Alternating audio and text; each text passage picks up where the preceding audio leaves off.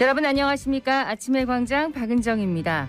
대구시의회가 어제 운영위원장 선거를 끝으로 9대 전반기 원 구성을 마무리했습니다. 시의회는 오늘 13일부터 22일까지 열리는 294회 임시회를 시작으로 공식적인 의정활동을 펼쳐나갈 예정인데요. 4년 전과 달리 일당 독점 구조로 돌아가면서 지방정부 견제가 약해질 것이라는 우려가 나오고 있습니다. 지난 6일에 선출된 상임위원장 모두 국민의힘 소속인데다 단체장까지 같은 당 출신이다 보니 견제가 쉽지 않을 수 있다는 건데요. 올해부터는 인사권 독립의 정책 지원 전문 인력 확충 등 지방의회 권한이 한층 강화됐습니다. 책임도 그만큼 커졌는데요. 소속당이 아닌 시민의 입장에서 집행부에 대한 견제와 감시 역할 제대로 해주길 기대해 봅니다. 7월 8일 금요일 아침의 광장, 먼저 이 시각 교통 상황과 날씨 듣겠습니다. 김현지 리포터. 네, 먼저 고속도로입니다. 중앙고속도로 춘천 방향 다부터널 일대 1km 정도 더디게 지나고 있습니다. 특히 이 구간 비가 내리면서 노면이 많이 미끄러우니까요. 감속해서 안전운전 하셔야겠습니다. 중부내륙지선 현풍 방향으론 옥포갈림목 일대로 이동량이 꾸준하면서 1, 2차로 따라서 1km 정도는 속력 많이 떨어지고 있습니다. 이어서 시내도로입니다. 칠곡 대구병원 내거리에서 태전 삼거리 방향 태전 삼거리 100m 못 간 지점에서 승용차 추돌 사고 있었습니다. 사고 차량들 1차로와 3차로에 정차 중이고 경찰관 수신호 중인데요. 일대 정체 심한 점 참고하셔야겠습니다. 신천대로 서대구 나들목 방향은 동신교 지하차도에서 침산교 지하차도 일대까지 지체와 정체로 이동 중이고요. 반대 상동교 방향은 침산교 상단교로 내리는 차들 속력 떨어지고 있습니다. 상화로 상화내거리에서 월곡내거리 방향도 차량 밀리고 있습니다. 그다음 날씨입니다. 대구엔 폭염경보가 내려져 있는데요. 밤사이 흐리고 비가 내린 가운데 고온다습한 남서풍이 지속해서 불면서 어제 낮에 오른 기온이 크게 내려가지 못해 열대야가 나타난 곳이 많습니다.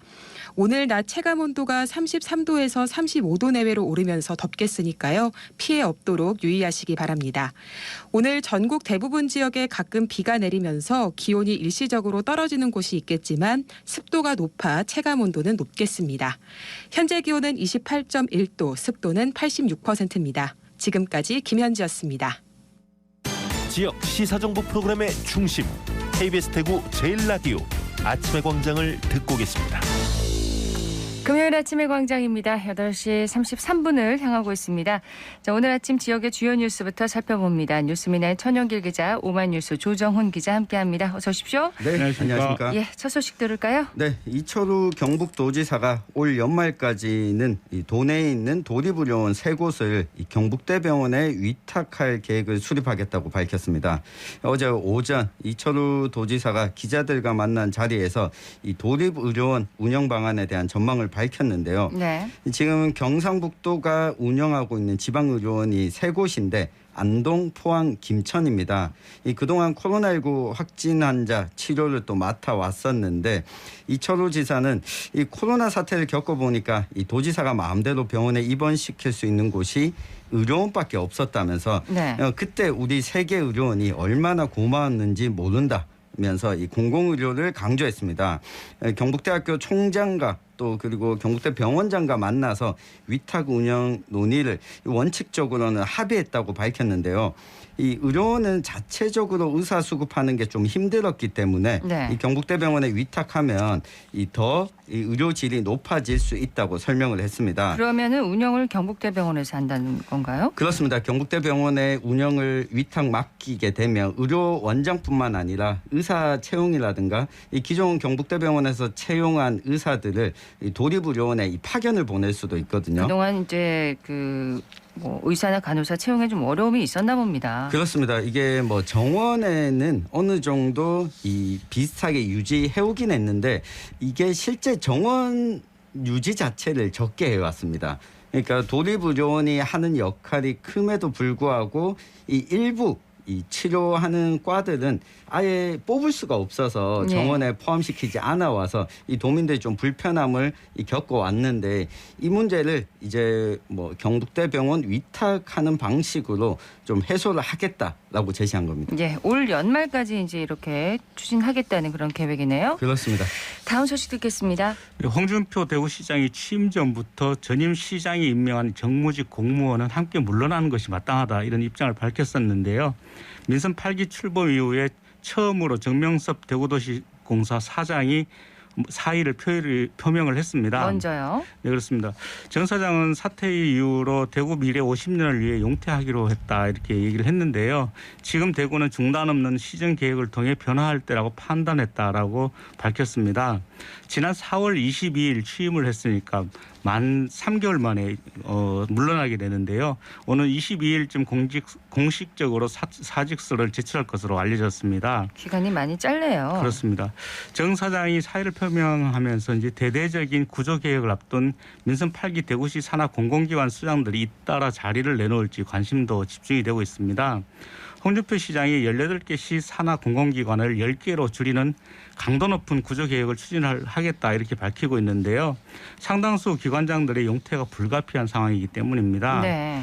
대구도시공사는 통폐합 대상은 아닙니다. 그리고 명칭도 대구도시개발공사로 바뀔 예정이었는데 정 사장이 용퇴를 결정을 하면서 나머지 공공기관장들은 입장이 좀 난처해질 것으로 보인다. 그러네요. 이런 얘기도 있습니다. 대구시 산하 지방공기업은 대구도시철도공사와 대구도시공사 그리고 대구환경공단, 대구시설관리공단 등 4곳입니다. 이 중에 대구도시철도공사는 도시철도건설본부와 통합을 하고 대구환경공단과 대구시설공단은 대구공공시설관리공단으로 통폐합이 되는데요.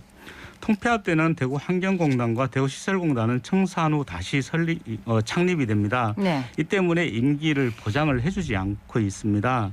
또 통폐합 대상이 되는 다른 출연기관도 해산 절차를 먼저 밟기 때문에 임원의 임기를 보장을 하지 않거든요. 이게 언제쯤 진행되는 건가요? 네, 그 대구시는 우선 조례 개정 그리고 이사회 결의를 따른 해산, 임금 및 조직체제 개편 등을 이제 준비 과정을 거쳐야 됩니다. 이 때문에 이제 9월 또는 10월에 걸쳐서 통폐합 방안을 이제 검토 중인 것으로 알려졌는데요. 네. 공공기관 수장들이 자진 사퇴해 주기를 바라는 모습입니다. 소식을 하나 더 듣겠습니다. 네, 지방자치단체의 지원이 좀 끝나자 일방적으로 이 폐업을 통보했던 이 영천의 외국계 기업 이 다이셰 세이프티 시스템즈 코리아 회사와 이 노동조합이 이 재취업과 직업훈련 등을 좀 합의했다라고 하는 소식입니다. 네. 이 지난 5월에 이 130여 명이 일하고 있었는데 직원들에게 폐업을 통보하면서 좀 지역사회 비판을 받아왔습니다. 이 노조는 농성을 벌여왔고 영천시청을 향해서도 이 책임질 것을 요구해 왔는데요. 이 외국계 투자기업의 일방적 철수가 이 오늘 내일 계속 있는 일이 아니라 그렇죠. 대구에서도 문제가 있었습니다. 이 외국계 투자기업에 특혜는 주고 철수할 때는 지자체가 아무것도 할 수 없는 이 상황 좀 해소돼야 된다라고 하는 목소리가 컸었는데 일단 이 노동조합과 영천시청이 일방 폐업에 대한 재발 방지 및 고용 대책 합의서 작성을 지금 추진 중인 상황입니다. 어떤 내용이 담겨 있나요? 네, 뭐 내용을 보면 일반적인 폐업을 반면교사 삼아서 외국인 투자기업 유치 시에 이 투자 촉진법 개정 법률에 부합하는 이 국내 노동자와 시민을 보호할 수 있는 이 장치를 마련하고 외국계 투자기업과 협약을 체결할 경우 일방적으로 사업 중단을 하거나 철수 시에는 6개월 전에 사전 통지하고 이렇게 해서 이 폐업을 하게 되면 노동자에게 재취업을 지원한다라고 네. 하는 내용으로 이 합의를 했습니다. 사실 뭐 대구에서도 이런 일이 있었고 전국 곳곳에서 벌어지는데 좀 긍정적인 지자체의 사례가 아닌가 싶습니다. 외국계 기업의 이제 책임을 강조하는 그런 경우가 아닌가 싶은데요. 앞으로도 좀 좋은 그런 사례가 됐으면 좋겠습니다. 그렇습니다. 앞으로 예. 뭐 투자를 할 때 특혜를 주더라도 이것에 대해서 견제 장치를 함께 좀 그럼요. 포함시키는 게 필요해 보입니다. 예, 지역 소식 여기까지 듣고요. 이슈 토크로 넘어가겠습니다. 오늘은 어떤 이슈를 짚어볼까요? 네, 2기 진실 화해를 위한 과거사 정리위원회가 이 경주 국민보도연맹 사건과 관련해 이 진실 규명을 신청한 이 29명에 대해서 진실이다 이런 결정을 내렸습니다. 이 국가와 지자체가 유족들에게 사과하고 위령비 건립 등 여러 사업 지원 방안을 마련하라는 권고도 동시에 했는데 이 관련한 내용을 한번 살펴보겠습니다. 경주 국민보도연맹 사건 이게 어떤 사건인지부터 좀 소개를 해주세요. 네, 좀 생소할 텐데요. 그렇습니다. 그 사건은 6.25 직후인 1950년 7월 초부터 9월 초 사이 경주 지역에서 민간인들이 국민보도연맹에 가입을 했거나 또는 좌익에 협조했다는 이유 등으로 예비 검색되어서 군인과 경찰에 의해서 집단 희생된 사건입니다. 네. 국민보도연맹은 좌익 경력자가 주요 가입 대상이었는데요. 그렇지만 정부의 비판적인 인사는 물론 무고한 국민들도 상당수로 강제로 가입이 되었습니다. 정부는 이들을 범죄 방지 목적으로 예비 검속을 통해서 강제로 구금을 하기도 했었는데요.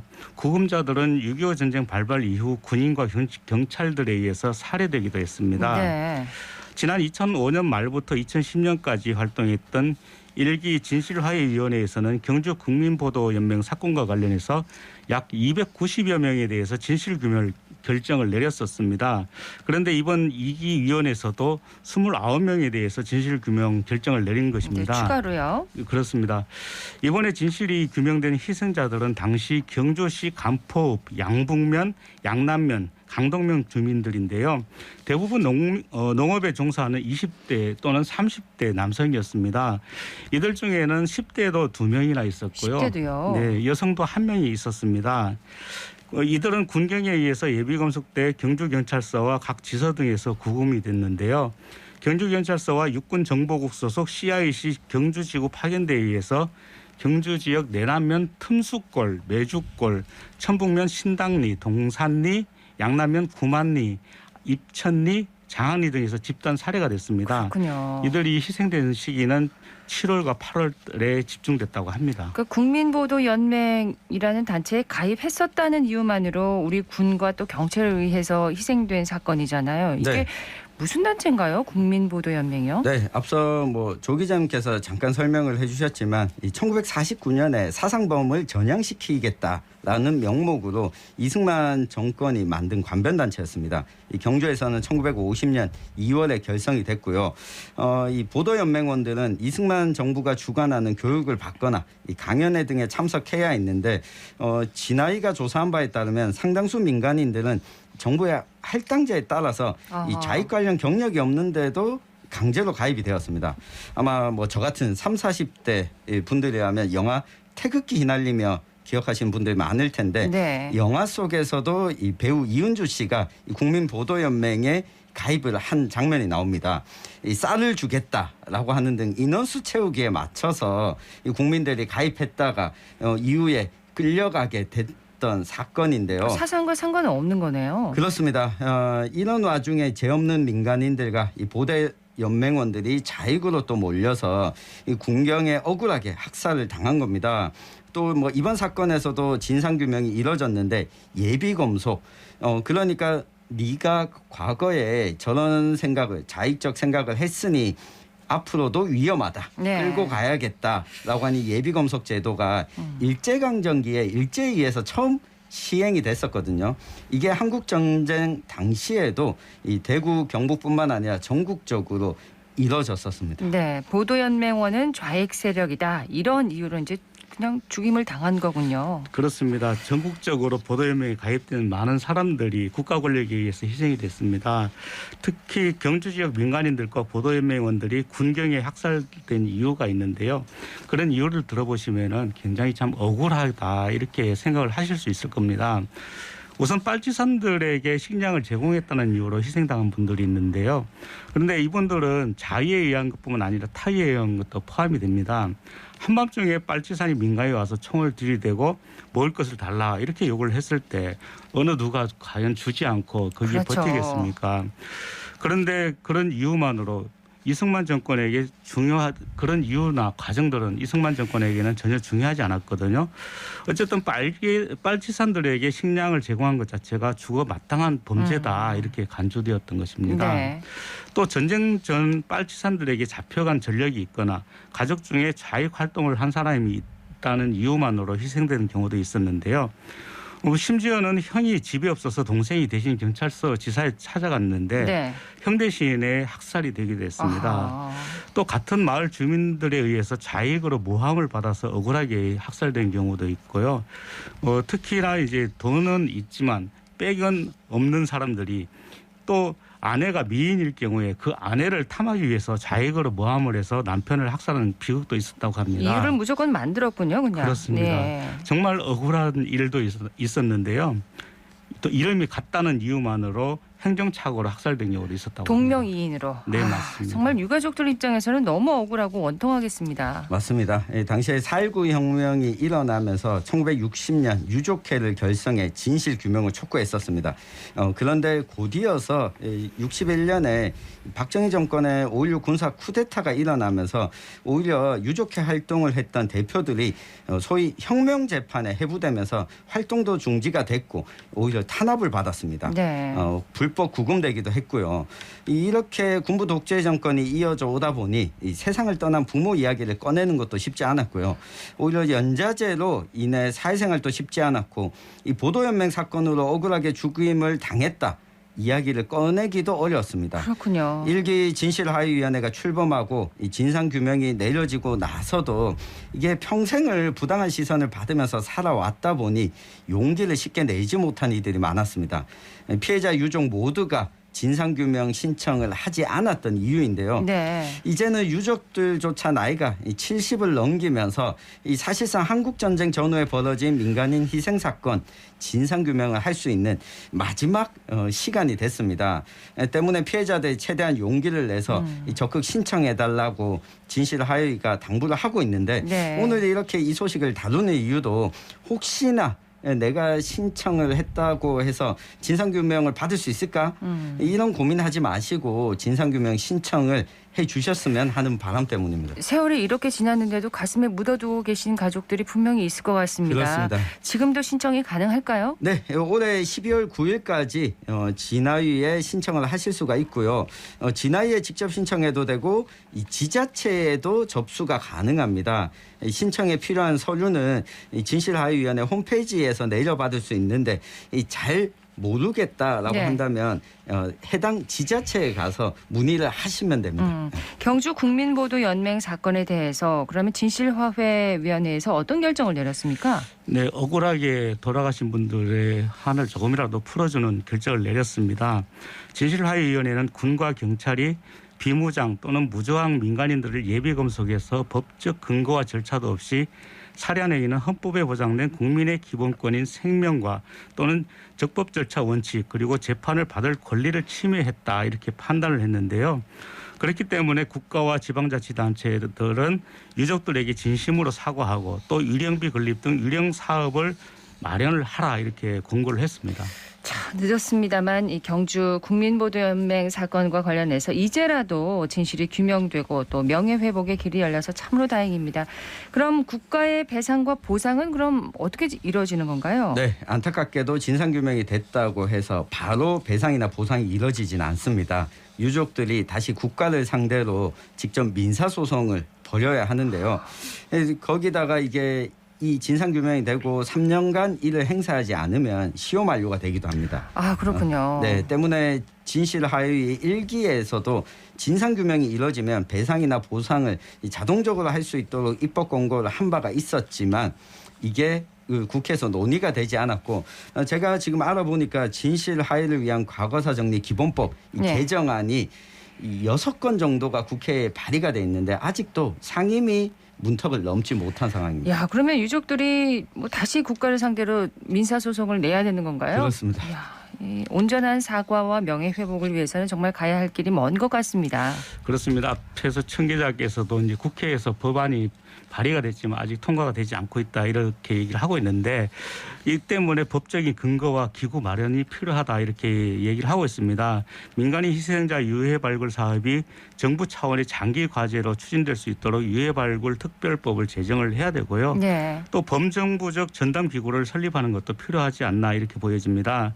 그리고 그리고 시효가 지났거나 적대 세력 또는 미군에 의한 피해자 유족에 대해서도 배상과 보상 또는 피해자의 실질적 구제를 위한 관련 법안 제정도 절실하다 이렇게 보여집니다. 그렇습니다. 예, 진실규명을 원하는 피해자는 진실법에 신청을 할 수 있다고 했잖아요. 네. 이게 신청 대상이나 범위가 있나요? 네, 뭐 간단하게 설명을 하면 이 항일 독립운동 그리고 한국전쟁 전후 민간인 희생 사건 그리고 권위주의 통치 시절에 인권 침해를 당했던 사건 그리고 적대 세력에 의한 희생 사건 등이 신청 대상인데요. 네. 1기와 2기 이 진실화의 접수가 돼서 진상조사가 이뤄지고 있는 사건들이 우리 지역에도 지금 많거든요. 이 많은 분들께서 내가 해당된다 생각하시면 언제든지 이 문의를 하시면 좋겠습니다. 네, 끝까지 진실은 밝혀져야 되겠죠. 네. 뉴스민의 천영길 기자, 오마이뉴스 조정훈 기자였습니다. 두 분 고맙습니다. 감사합니다.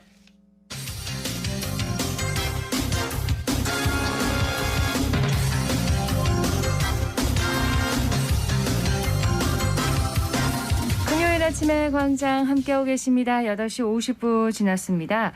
대구에 이 학생들이 체험을 통해서 민주주의를 배울 수 있는 곳이 있습니다. 바로 대구 민주시민교육센터인데요. 거리두기 해제 이후에 지금 다양한 교육들이 운영되고 있다고 합니다. 안세진 리포터가 현장 다녀왔죠? 네, 대구시 교육청이 운영하는 대구 민주시민교육센터는 작년 10월에 개관했는데요. 코로나19 확산세가 강하던 시기에 개관하게 돼서 한동안 센터 내부에서 체험을 진행하지는 못하고 학교로 찾아가는 프로그램을 운영하고 있었습니다. 네. 지난 5월부터 거리두기가 풀리면서 센터로 초등학교 5학년부터 중학교 3학년까지의 학생들이 찾아올 수 있게 됐는데요. 학교에서 제한적으로 운영되던 이전에 비해 센터에 있는 시설을 활용해서 더욱 다양한 프로그램들이 진행되고 있었습니다. 그렇군요. 제가 현장을 찾았던 어제는 모의국회, 모의법정, 소셜 리빙랩 등 총 5개의 프로그램이 운영됐는데요. 현장 소리로 만나보시죠. 첫 번째 단계는 깊이 공감하기, 두 번째 단계는 문제 정의하기, 세 번째는 다양한 아이디어 내기, 네 번째는 시야 만들기, 다섯 번째 테스트 하기. 정원이 되었으므로 모의국회 본회의를 시작하겠습니다.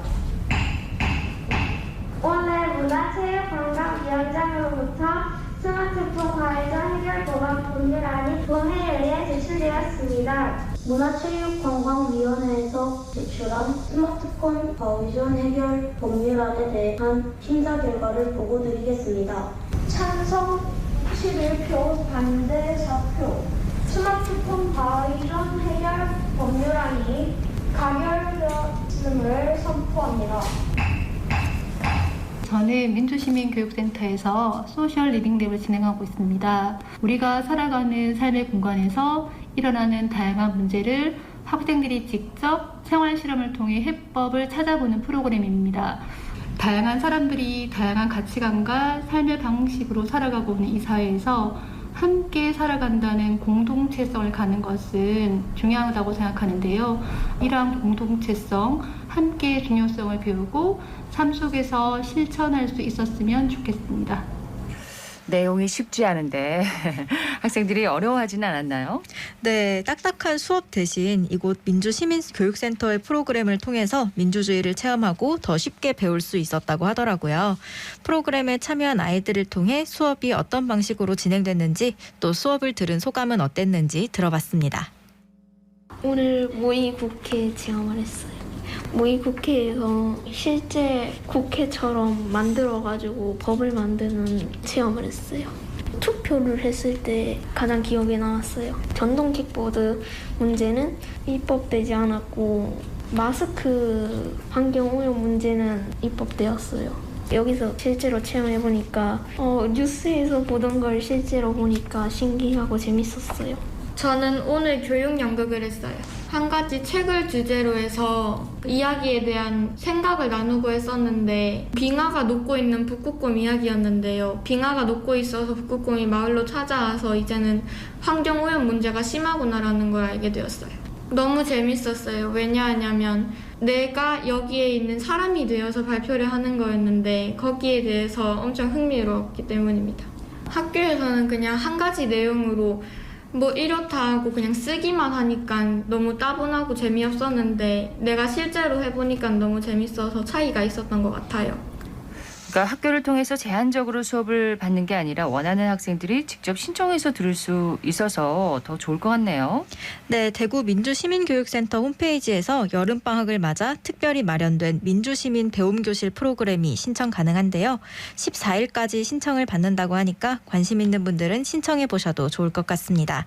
대구 민주시민교육센터에서 어떤 프로그램들을 만나볼 수 있는지 대구시교육청 미래교육과 최덕민 장학사를 통해 들어봤습니다.